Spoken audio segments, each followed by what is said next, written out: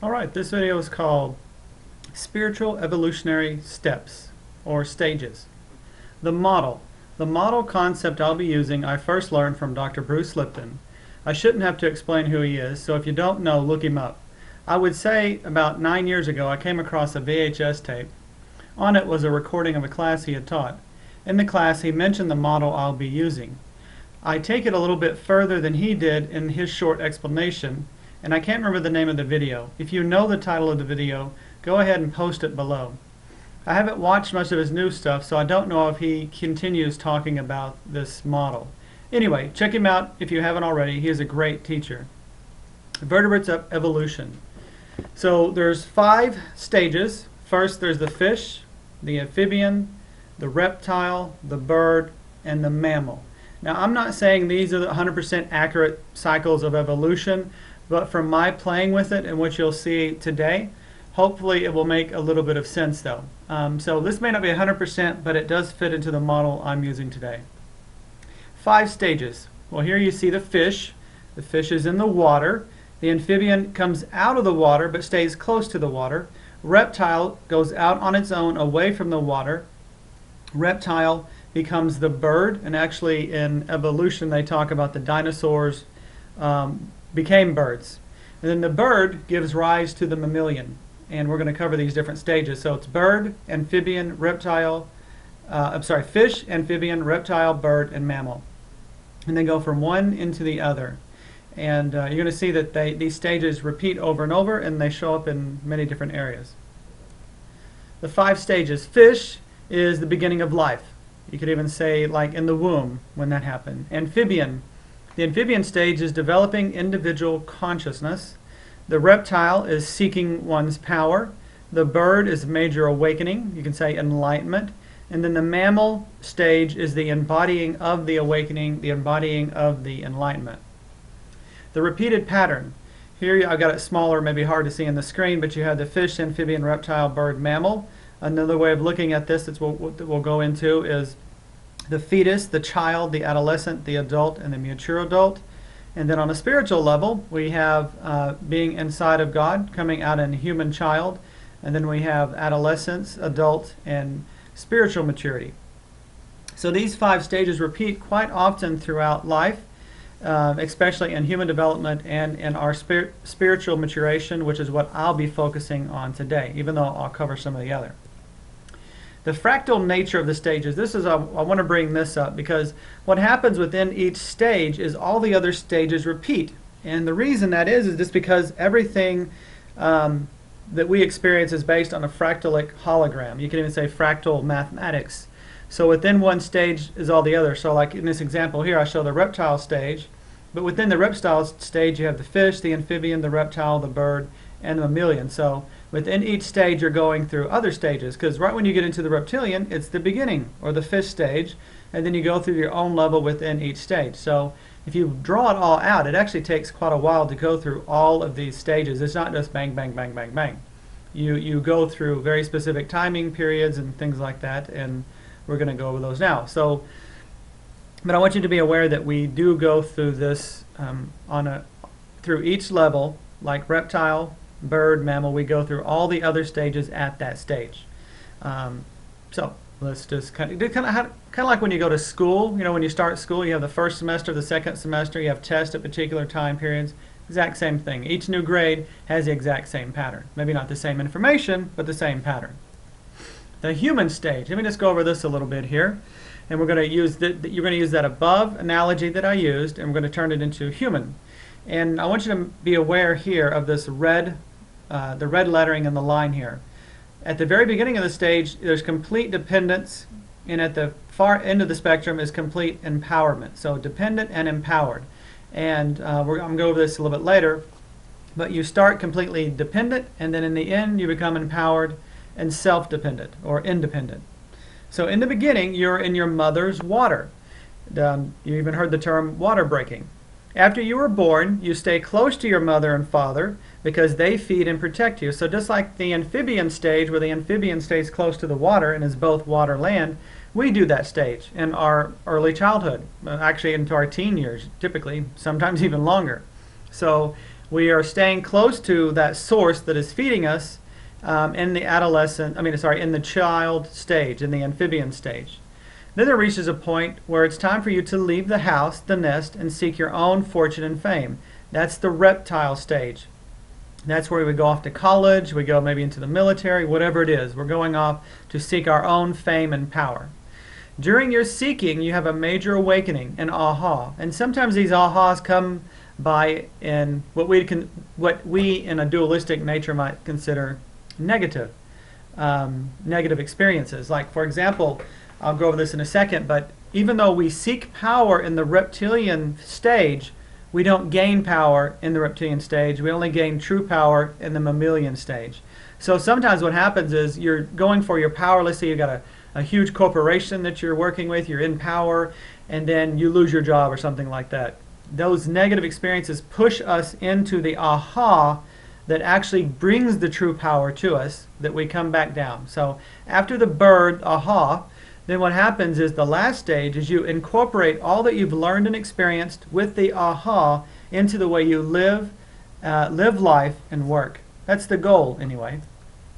The fifth stage. The fifth stage is when you're in the womb of life.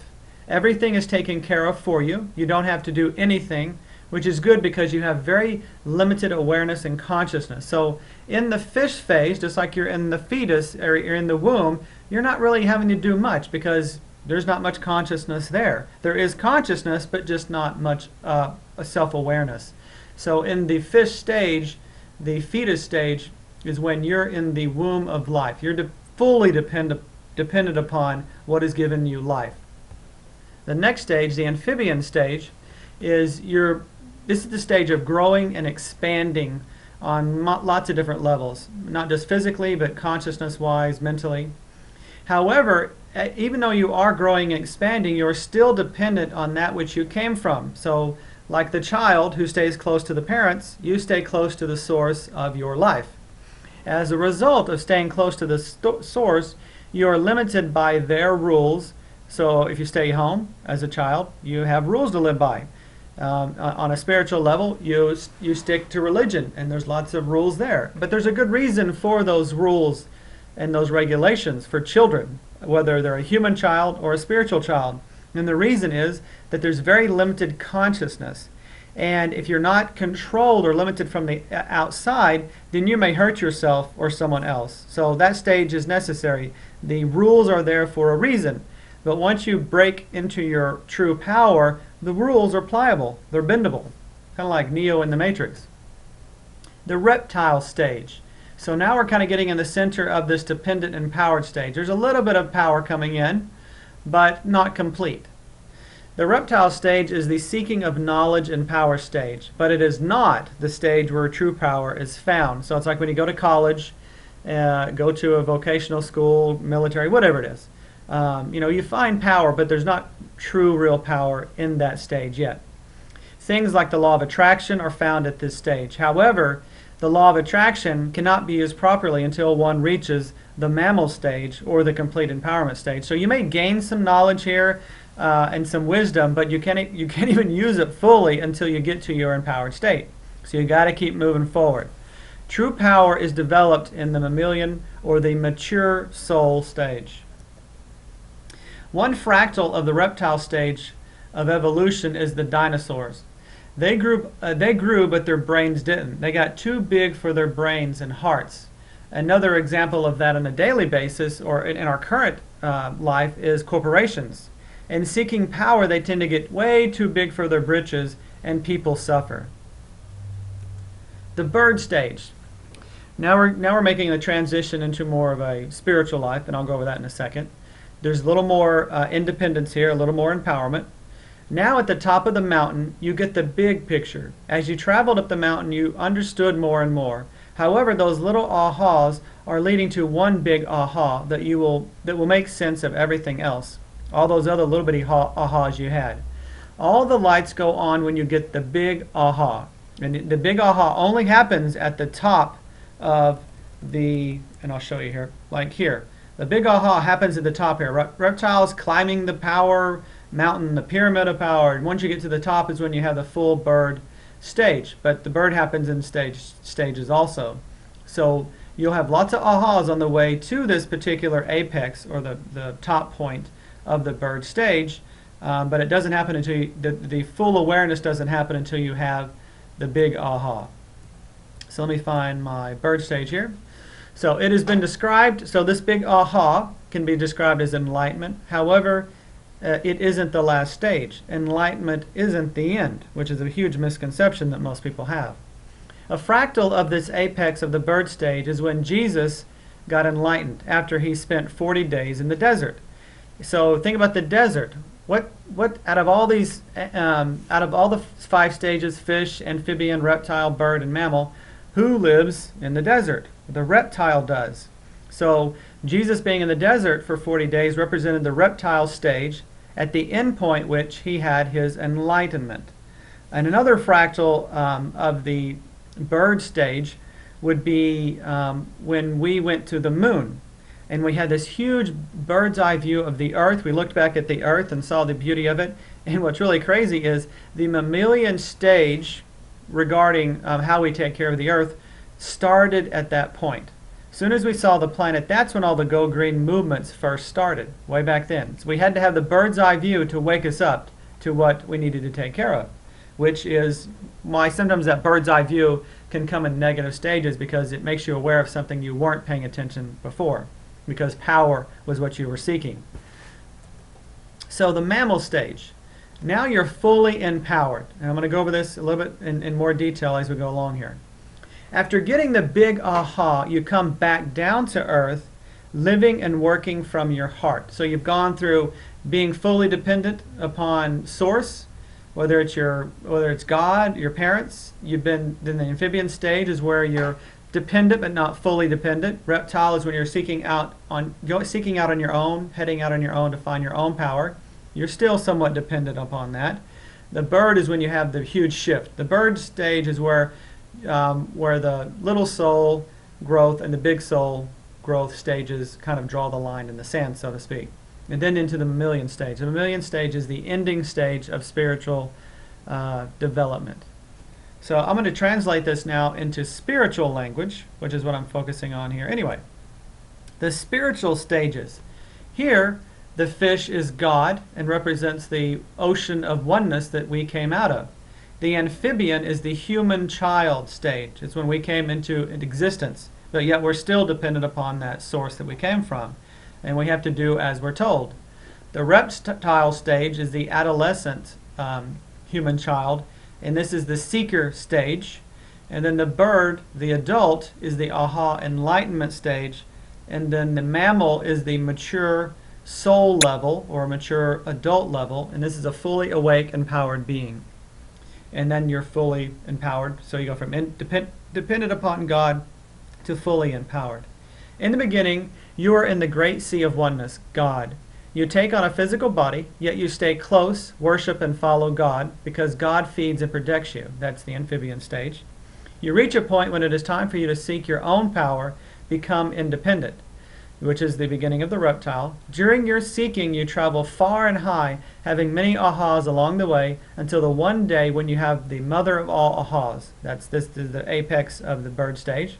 After this awakening, you journey back down the mountain. So here's a misconception that most have, is we travel and have this aha and then we're out of here. No, you get this information, just like Moses went to the top of the mountain, and you bring it back down. That's how we got to embody it, not just know this stuff in our head. We got to bring it back down into our body, into our everyday being. So as you go down the mountain, so this is like the downside of the bird stage. Remember, the bird stage happens in different levels, just like all the others. As you're going back down the mountain, you are striving to own and embody what you have learned.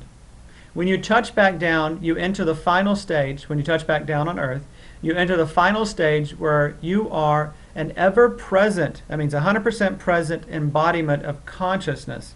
100% conscious awareness and power resides in everything you think, say, do, feel, and will. Let me say that again. 100% conscious awareness and power resides in everything you think, say, do, feel, and will. That's when you're really living it.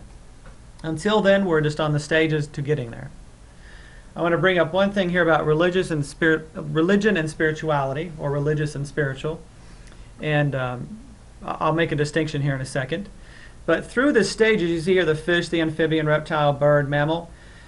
In the beginning, in the fish and amphibian cycles, religion is a high priority. And then as you enter reptile, bird, and then find mammalian, religion goes down off the charts. It is no longer an important issue.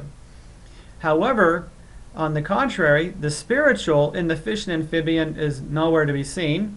And then as you become more aware, as you begin to go into the reptilian, the spirituality increases in someone, and there's a crossing point.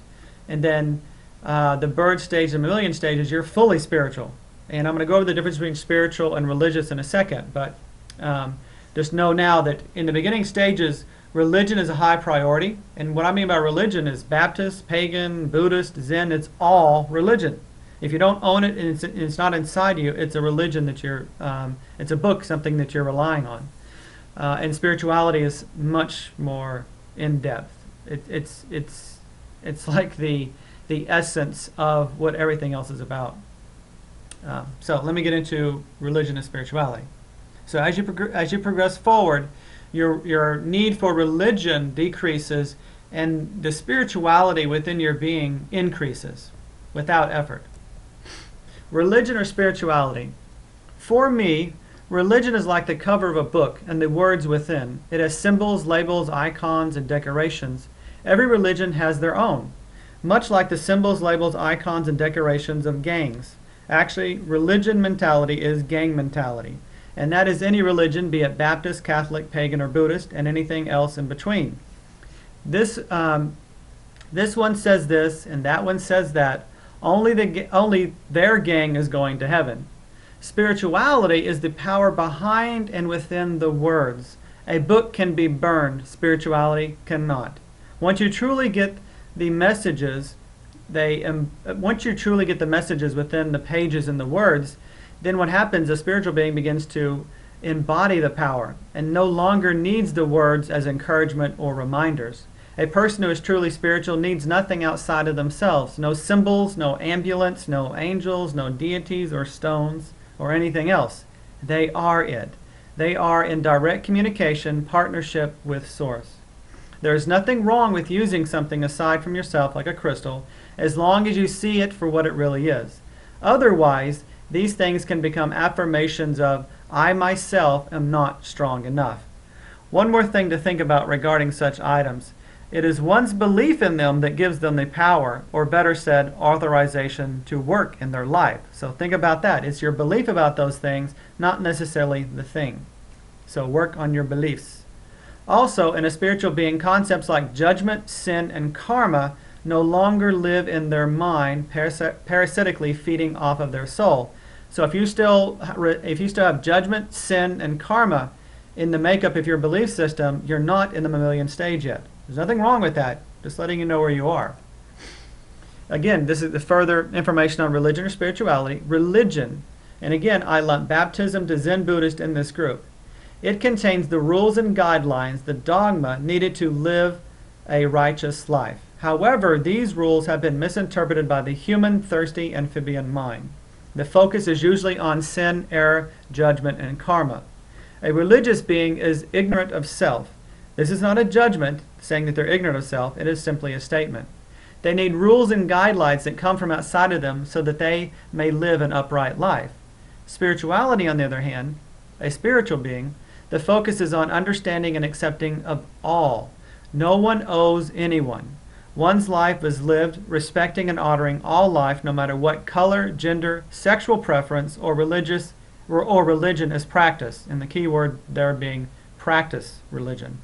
A spiritual being lives life with the hard-earned inner wisdom of self, the Tao, nature of reality, the natural order of things, and God. They appropriately self-govern their thoughts, feelings, and actions with themselves, nothing outside of them. Let me ask you a few questions. Why do people have children? For one, it is just natural, in sync with and the natural flow of the Tao. I'm sure there are plenty of low-level reasons for having children, but taking this beyond the human level, what do you think? Do people have children so they can have someone to worship them? Or is it more about spreading the love, having someone to share that love with? And would you want those children to be drones, like yes men in a big dinosaur corporation? Or would you want them all to have their own individual personality, beauty, and spirit that you could interact with, play with, and enjoy? I'm glad I live in the period I do, and I'm sure there's a good reason for that. The reason I say that is what I'm about to say would have gotten me hung, burned, or drawn and quartered in the not-so-distant past. God did not create you to worship God.